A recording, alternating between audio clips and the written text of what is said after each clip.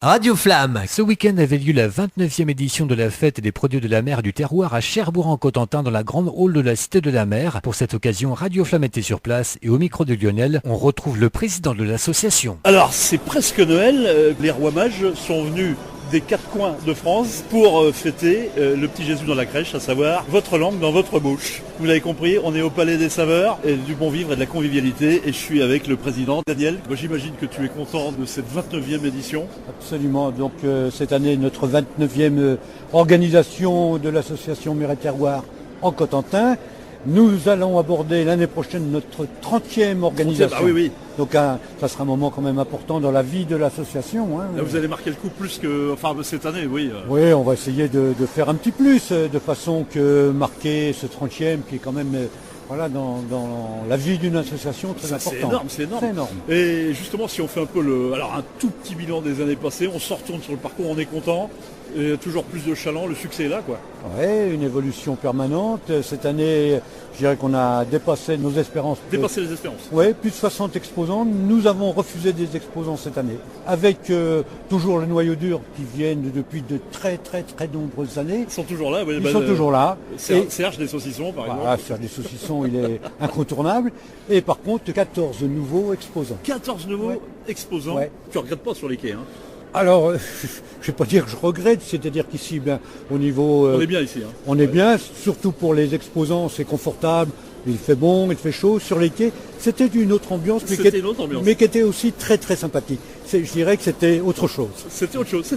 Voilà, mais comme tu dis, show must go on, on pense à autre chose. Voilà, il faut savoir évoluer. Alors, au niveau des exposants, quels sont les critères de sélection pour rentrer dans le club, la confrérie très fermée de Marché du Terroir? Alors, elle n'est pas très fermée. Non, je rigole. Oui, tout à fait. Elle est ouverte à tout le monde. Nous, les critères, principalement, c'est que ce soit des artisans, des gens qui fabriquent. Voilà, qui fabriquent surtout, c'est très important, et qu'on reste dans des produits régionaux, quelles que soient les régions. Et pour rentrer dans ce cercle, comme vous avez dit, très fermé, on essaye aussi de pas qu'il y ait... il ne faut pas qu'ils se court-circuitent entre eux. Voilà, c'est ça. C'est-à-dire que chacun, il faut pas trop 36 000 qui font la même chose. Il faut qu'ils restent chacun dans leur périmètre de façon que tout le monde s'y retrouve à la fin du salon, que tout le monde est bien vendu. Voilà. C'est le but aussi des salons. Mais ça se passe bien, j'imagine, de manière générale. Oui, parce que le noyau dur revient depuis X années, donc c'est quelque part qui s'y retrouve. Sinon, tout commerçant, si ça ne marche pas, ils ne reviennent pas. 14 nouveaux, c'est ça, cette année, hein? C'est ça, 14 nouveaux exposants. C'est énorme quand même. C'est vrai, il y a la place ici. Hein. C'est énorme, mais je pense que le bouche à oreille d'abord fonctionne bien, parce que, ayant discuté avec certains, me disent, on m'a demandé comment ça se passait à Cherbourg, je leur ai dit que c'était très bien, très convivial, donc ils se raccrochent aussi au wagon. Il se raccroche au wagon. Alors, on va parler également une des grandes attractions justement de cette belle manifestation, c'est bien sûr les grands chefs. Alors, on a la chance d'avoir aussi ces grands chefs qui sont tous les ans présents, oui. Présents, et ça, je les remercie du fond du cœur. Tout particulièrement leur président David Lemay qui, malgré la Maison Rouge, il trouve le temps, à nous consacrer. Alors merci à eux, et puis avec peu de choses, ils sont capables de faire des choses sublimes. C'est les MacGyver de la cuisine, quoi. Absolument, c'est ça. Absolument, comme le couteau suisse. Comme les couteaux suisses, c'est ça, la loupe et le crayon. C'est toujours un petit peu les mêmes qui tournent, toujours la même équipe, quoi. C'est toujours la même équipe, oui. Il y a des petites variantes, mais on retrouve toujours les mêmes têtes, les mêmes cuisiniers qui reviennent. Et qui font les petites préparations, aux petits oignons. Aux petits oignons, c'est le cas de le dire, puisque je crois qu'en plus il y en a. On sait bien, si tu veux, que c'est que la pointe de l'iceberg, ce week-end. Ouais. Parce que j'imagine que tout au long de l'année, donc toute ton association travaille justement avec les producteurs locaux, etc. Comment ça se passe justement pendant l'année? Est-ce que vous faites des événements? Est-ce que il y a de l'accompagnement ou... Alors, l'association, je dirais qu'on a 3 événements, dont 2 tous les ans et 1 tous les 2 ans. Tous les ans, fête du terroir au mois de novembre, et le vide-grenier. Rue du Val-de-Serre, le premier dimanche de septembre. Ah oui, d'accord. Et tous les 2 ans, la mairie nous fait appel concernant la Dream Cup pour la restauration et la tenue du bar. Ah oui, Ils veulent que ça reste associatif. Donc ça rentre parfaitement dans le cadre de ce qu'on fait. Et on a déjà, je crois que c'est 3 ou 4 fois fait la Dream Cup.